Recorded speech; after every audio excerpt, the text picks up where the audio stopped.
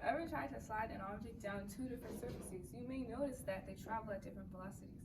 This is because of the different friction in the different materials. To show this, we're going to take two objects of the same mass and slide them down different surfaces and notice the difference at which they travel.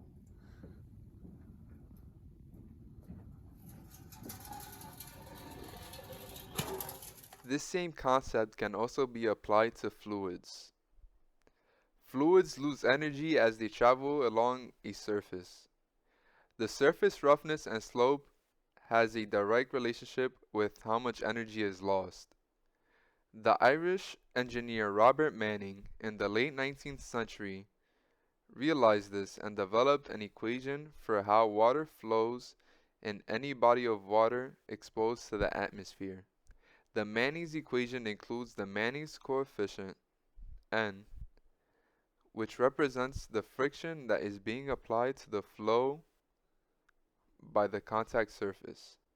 Here we have Manning's equation, which is V is equal to K over N times R to the 2/3 times SE to the 1/2, where V is equal to the velocity, K for the metric system is equal to 1 and 1.5 for the US system.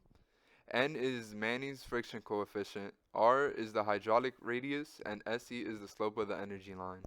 Now, to put this equation into practice, a quick diagram has been drawn. Here we have a simple rectangular open channel made of concrete.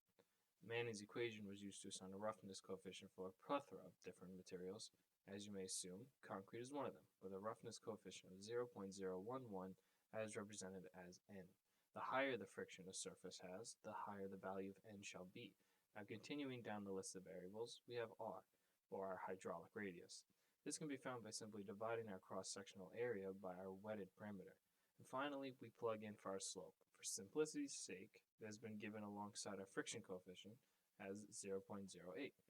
With our dimensions being in US units, we will substitute our K value with 1.5 feet per second. With all our values in place, velocity can now be finally determined as 71 feet per second.